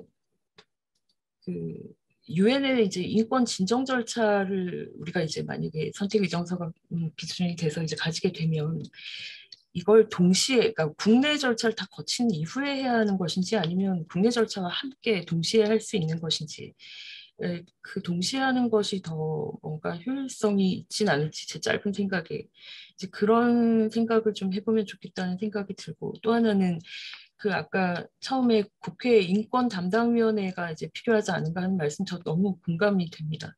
대부분 이거는 이제 법사위 소관인 경우인 건데 실제로 우리 국회에 보시면 그 국가인권위원회에 소관 소관위원회가 지금 현재 국회 운영위원회로 되어 있습니다. 그래서 사실은 이게 좀 종합적으로 되지 않는다는 걸 그냥 한눈에 봐도 좀 알만한 그런 이제 시스템으로 되어 있어서 이런 것들도 좀 정비를 해야 되지 않겠는가 하는 말씀을 드리고 저희 토론 마치겠습니다. 감사합니다. 네, 감사합니다. 김선화 조사관님. 제 개인적인 경험으로는 그 어떤 입법조사처에 관련된 토론에 참석하셨던 조사관님보다도 정체적인 상황들을 잘 판단하시고 또 좋은 제안들도 해주시고 하신 것 같습니다. 제가 잠깐 유다서 변호사님이 안 계셔서 그냥 답변을 드리고 지나가면은 저희 위원회는 사실은 이제 의무 주체를 국가에게 지워주고 있는데 국가의 그 모든 사법 절차, 법적인 효력을 마친 이후에 저희 위원회에 이러한 선택의정서를 기반으로 한 진정을 내는 것을 기본으로 하고 있습니다. 동시에 진행한다는 것은 그 나라의 사법권을 어쩌면 침해할 수 있는 요지도 있고 그렇기 때문에 그러한 과정은 없고요. 모든 절차들, 그 국가에서 모든 사법 절차를 거쳤음에도 불구하고 협약을 위반했다라고 생각되어지는 내용에 대해서 그 원고의 진정을 받고 있다는 것을 말씀을 드리겠습니다. 앞으로 입법조사처에서 국회에서 이 관련된 내용으로 더 관심 가져주시기를 바라고요. 다음으로는 외교부의 인권사회과 박인호 서기관님의 토론을 듣도록 하겠습니다.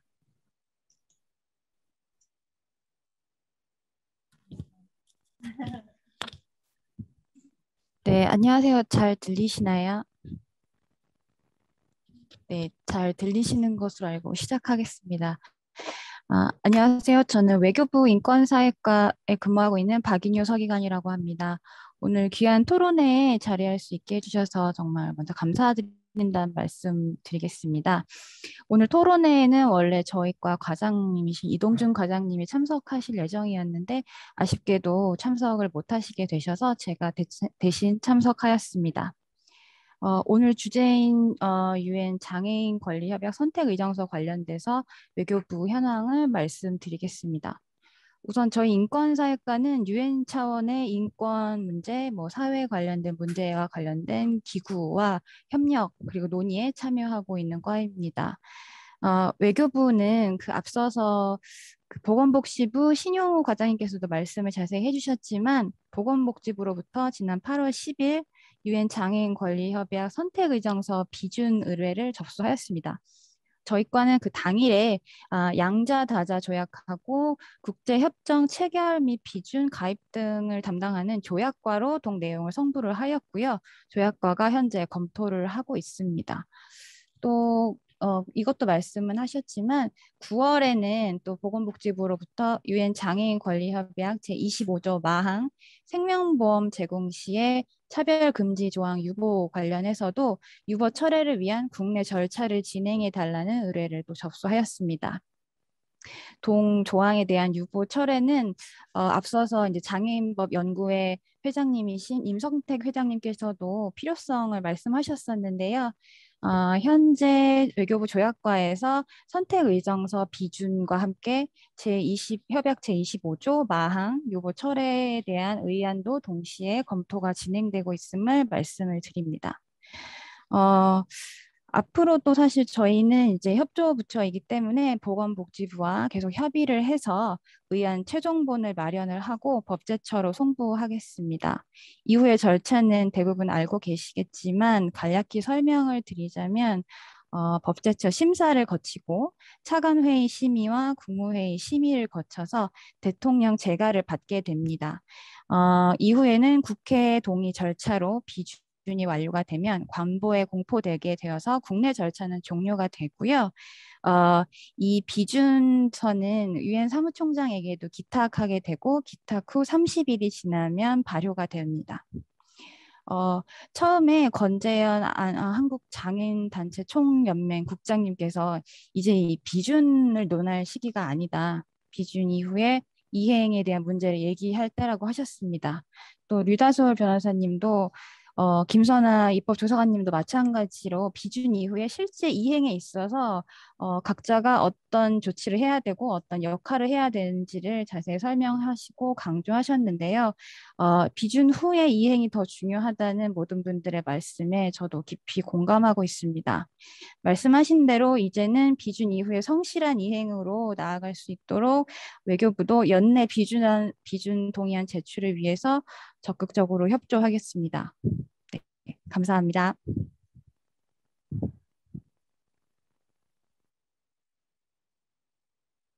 네, 감사합니다. 박인효 설관님, 외교부에 지금 진행되고 있는 실질적인 절차 과정을 이렇게 명료하게 들어보니까 정말 실감이 나고요. 이 과정에서 한치의 지체함 없이 진행되도록 기대해 보겠습니다. 국가인권위원회 차별조사 1과 현정덕 조사관님, 다음 토론해 주세요. 안녕하십니까. 국가인권위원회 조사관 현정덕입니다. 저희 과장님이 오늘 이제 발제를 좀 하기로 돼 있었는데 일정이 생겨서 제가 대신 참석했고요. 제가 이제 장차 국가인권위원회 장애차별조사과가 이제 1과하고 2과가 있는데, 장애차별조사과가 국가인권위원회에서 국가인권위원회 여러 역할 중에 장애인 차별시정기구의 실제적인 모든 업무를 담당하고 있습니다. 그리고 그 국가인권위원회는 아시겠지만 정부의 부처와 달리 실행기구가 아닙니다. 대부분 보면 이론적으로 보면 모니터링 기구고요. 이론적으로. 구체적으로 내용을 들여다보면 어떤 장애 여러 영역 그런 것 부분에 대한 판단, 인권적 판단을 하는 기구입니다.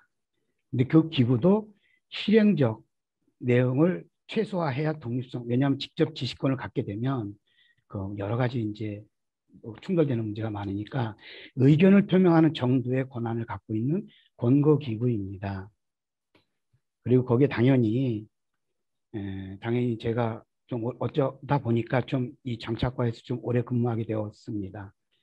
그리고 이번에 그 진행되는 내용도 이 유엔 선택의정서가 예정되고 있는 흐름을 좀 같이 이렇게 모니터링하고 지켜보고 있으면서 6월 10일 날 향후에 그럼 어떤 문제를 고민할 것인가와 관련돼서 국가인권위원회가 여기 있는 분, 그다음에 김면 부위원장님까지 포함돼서 이렇게 관심 갖고 있는 분이 모여서 한번 토론회도 한 적이 있습니다.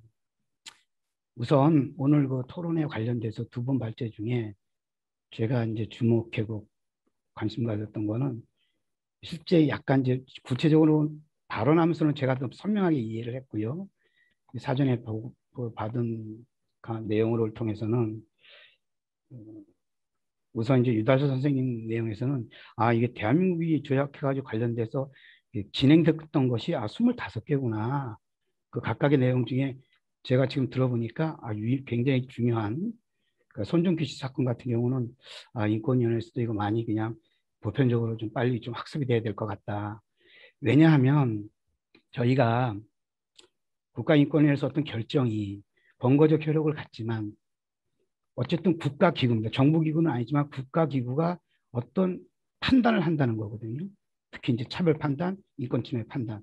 이 판단을 하는 것이 갖는 무게가 있기 때문에 제가 한 사건 중에서도 법원의 재판이 진행 중인 사건이 있었습니다. 당연히 그러면은 다른 권리구제가 진행되는 아주 강력한 권리구제가죠. 사법제도가 진행되고 있어서 국가인권의 법상 각하 사유가 됩니다.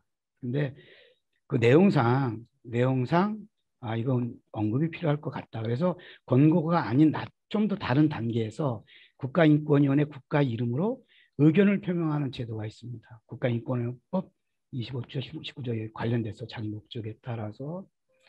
그래서 그 사건은 각하하지만 내용을 이러이러한 측면에서는 장애인을 차별하는 것으로 보이니 이러이러한 우리는 국가인권에 이러이러한 의견을 표명한다 라는 결정을 한 바가 있고요. 그것을 법원이 당연히 이제 관계자들이 받으니까 결정문을 그 받은 분들이 법원에 제출을 했습니다. 법원도 물론 이 국가인권의 결정과 관계없이도 원고 측에 손을 들어줄 수도 있었겠지만 국가인권위원회가 그럴 때 이렇게 반영이 됐고 결과적으로 법원에서도 원고의 의견이 이렇게 반영된 것을 나중에 알게 됐는데 나름 의미가 있었고 이것을 지금 제가 아까 생각해 보니까 어떤 측면인가 뭐냐면 제가 알기로도 그 개인진정 제도와 관련돼서의 제도는 국내 사법 절차의 완료 이후에 제기돼야 되는 것으로 알고 있는데 왜냐하면 그걸 열어놓게 되는 순간 해당 국가 내에 사법적인 어떤 국가 내 권한을 이렇게 일정하게 침해하는 요소도 있지만 감당하기 어려울지도 모르겠다는 측면도 있을 겁니다. 두 가지가 다.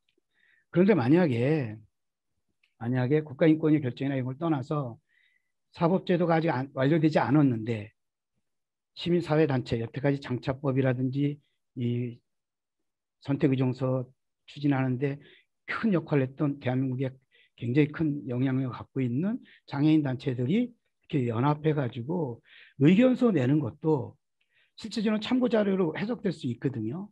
계속 진행되는 거.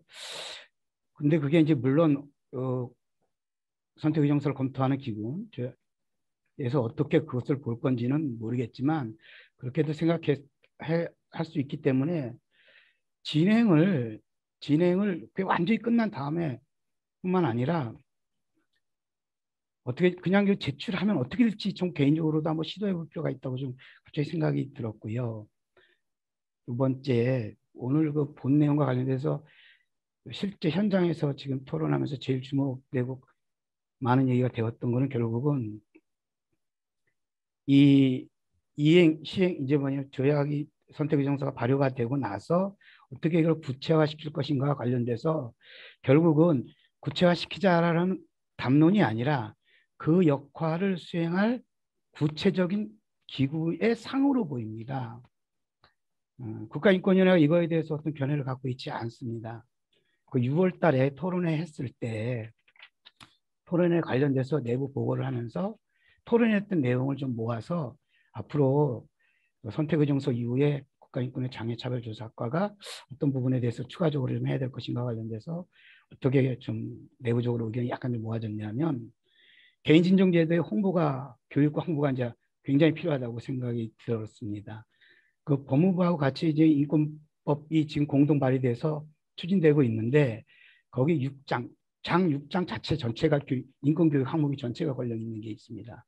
거기 이제 지자체든 다 의무로 이렇게 만들어져 있는데 거기에 단기적으로 만약에 이제 그게 법이 통과돼서 시행이 되겠을 때 단기적으로 이때 이거 구조화된 교육 아이템을 이렇게 장착을 하면 어떨까 토론을 통해서 잠깐 생각이 들었고요. 그래서 그걸 떠나서 국가인권위는 이거에 대한 교육과 홍보를 어떻게 할 것인가 고민을 좀 해야 될 거라고 좀 생각이 들었고요. 그 다음에 변호사님 통해서도 뭐 이렇게 몇 개 예를 들었는데 개인진정제도와 관련돼서도 국가인권위원회가 어떻게 진행되고 있는지 구체적인 케이스는 문제에 대한 연구도 좀 필요하지 않을까라는 내부적인 좀 의견이 좀 모아졌고 그 다음에 제일 마지막으로 어쨌든 장애권리위원회 권고가 잘 이행되는 이 모니터링 체계를 어디선가 만들어서 기구를 만들어야 되는데 이때 위원회가 어떤 역할을 할 것인가 이게 위원회가 실행기구는 아니라고 했지 않습니까? 어떤 문제를 구체적으로 실행하는 기구는 아니고 이렇게 진행하는 어떤 장애인차별 시정기구 전체의 이렇게 좀 모니터링하는 기구이기 때문에 이런 거를 어떤 역할을 해야 장애인 단체 의견들을 듣고 여기 관계되는 여러분들 포함해서 들어가면서 어느 정도 어떤 내용으로 이렇게 진행되는지 좋은지 내부적으로 이제 검토에 들어가야 되지 않겠나라는 문제의식에 도달했고요. 앞으로도 그래서 이런 내용들을 고민하면서 장애인 권리 협약의 정신이 반영될 수 있도록 국가인권위원회 한 개인 조사관 입장을 떠나고 국가인권위원회 계속 제가 근무하는 동안 내내 장애인의 목표인 우리 모두의 목표인 장애인이 완전한 사회 참여가 되는 장애인뿐만 아니라 모든 사람이 제도 속에서 다 참여될 수 있는 세상을 만들기 위해서 노력하도록 하겠습니다. 이상입니다. 감사합니다. 네, 감사합니다. 현정덕 조사관님. 조사관님의 진정성이 너무 정말 느껴져서 감사드립니다. 국가인권위원회의 의장은 유엔 인권 예를 들면 저희 위원회와의 관계에서 나날이 그 역할이 중요하게 여겨지고 있습니다. 물론 협약에 집행 실무 뭐 부처 정부의 부처는 아니지만은 저희 위원회 입장에서 국가인권위원회가 하나의 가장 중요한 파트너십, 특히 우리나라는 안 그렇지만요, 전 세계적으로 시민사회 단체들, 특히 장애인 단체들의 참여와 또 조직이 없는 나라들도 있어요. 그럴 때는 국가인권위원회 의견이 거의 그 당사자들을 대변하는 역할까지 갈 정도로 중요하게 여기고 있고, 본 심의라든지 또는 이 선택의정서의 기준에 의한 이런 진정권이 왔을 때 이 진정권에 대한 국가인권위원회의 어떤 의견이라든지 또는 상담했던 내용 이런 것들도 정말 유효하게 위원회가 다루고 있다는 것을 다시 한번 말씀드리면서 국가인권위원회도 선택의정서 기준 이후에 관련되는 모든 거에 좀 더 노력해 주시기를 부탁을 드리겠습니다. 그러면은 이제 사실 오늘 이 자리는 뭐 주제 발제에 대한 각 부처의 어떤 입장에 대한 토론이라기보다는 정말 김혜지 의원님실의 이런 자리가 마련됨으로 인해서 선택의정서 비준을 위해서 마지막으로 다 달려가고 계시는 관계 부처의 과장님과 조사관님들의 노력, 또 앞으로 어떻게 해야겠다 이렇게 또 들으시면서 스스로들 정리해 주시고 저희와 공유해 주시는 너무 진지한 자리여서요. 그 어느 때보다도 정말 너무 뜻깊은 자리였습니다. 대략적으로 그래도 우리 그 이다솔 변호사님은 참석하기 어려우시지만 이런 부처 여러분들의 말씀을 들은 우리 권재영 국장님 마무리로 말씀을 좀 해주시고요. 권재영 국장님의 말씀을 먼저 듣겠습니다. 네, 감사합니다. 말씀 잘 들었고요. 제가 아까 발제 때 좀 깔끔하게 시간을 좀 적게 써서 마지막 기회를 주신 것 같습니다. 일단 몇 가지 생각이 좀 나서 말씀을 드릴게요. 일단 우리 신용호 과장님께서도 말씀 주신 중에 복지부나 또 외교부의 법무부 이런 소통에 대한 문제도 말씀 주시면서 협의의 중요성 말씀 주신 것 같은데 공감하면서 비준 이후에 우리 정부 간에 이런 협의가 더 강화돼야 되는 측면에서 볼 때 어떤 헤게모니의 문제가 아닌 컨트롤 타워의 문제로 접근해서 어떤 부처가 주도적으로 잘 이끌어 갈 수 있을지 이런 생각이 좀 들었어요. 그래서 비준 이후에도 협의나 소통 당연히 중요한데 그 이행에 대한 모니터링 감시 기능이라면 조금 더 컨트롤 타워의 역할의 정립 또 분담이 필요하지 않나 이런 의견이 좀 생각이 들었다는 말씀 드리고 싶고 두 번째는 법무부의 김현정 과장님 말씀 잘 들었습니다. 근데 일단 첫째는 시정명령제도 그 개정사항은 사실 인지를 하고 있었는데 이 발제 내용에는 좀 담지 못해서 말씀드리고 싶고 두 번째는 과장님 말씀 취지나 입장 충분히 이해하고 있지만 확실히 관점의 차이는 좀 있구나 이런 걸 느꼈는데요. 그 시정명령의 숫자에 대한 부분을 주셨는데 사실 뭐 논쟁을 하고자 하는 말씀을 드리는 건 아니고요. 장차법 시행 이후에 장애인 개인의 입장에서의 차별, 또 권리구제 요청, 수많은 사례와 여러 가지 과정에 비해서 이 시정명령의 전체 숫자라던가 실행의 숫자를 저희가 논하는 관점이 좀 더 있다. 물론 차별의 이런 것들이 적으면 더 좋은 거죠. 근데 이제 저희가 계속 얘기해왔던 관점은 좀 다른 관점이었다. 물론 이해하시는 전제에서 부연 설명 주신 거라고 이해하고 있습니다. 그 말씀을 좀 드리고 싶었고요. 뭐 끝으로는 지금 현정덕 조사관님 마지막에도 말씀 주셨는데 인권위원회 자체로도 이 기구라던가 인권위 역할을 어떻게 할지 당연히 고민하고 계시리라고 보여져요.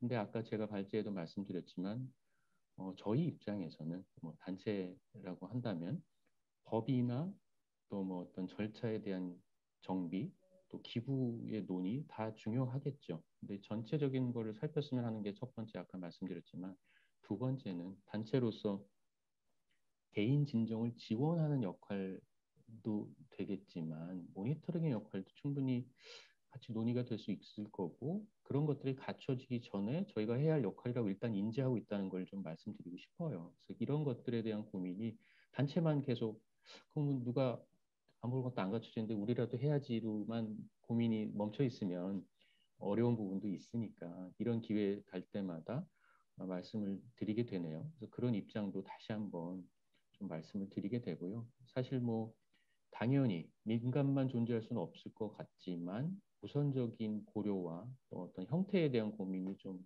같이 가야 되겠다는 생각을 다시 한번 좀 말씀드리고 싶었습니다. 뭐 아까 오늘 토론회의 취지나 중요성 김의원 위원장, 부위원장님 말씀 주셨지만 전체적인 뭐 찬반 토론 이런 게 아니라서 더 마음이 좋으면서 또 앞으로 이후에 토론회는 더 구체적이고 실효적인 내용으로 이어갈 수 있을 거라고 생각이 들면서 너무 기쁜 마음으로 오늘 함께 했습니다. 감사합니다.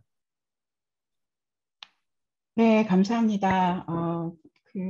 김예지 의원님께서 총평을 해주셔야 되는데 정말 바쁘신 분이셔가지고 이 자리에 총평 자리에는 참석을 못하시게 됐습니다. 그래서 여러분들이 양해를 해주시면은 유엔장애인 권리위원회 부위원장이면서 대한민국의 장애인 당사자면서 또 여러분들의 말씀을 듣고 기뻐하는 한 사람으로서 오늘 총평을 좀 가름하고자 합니다.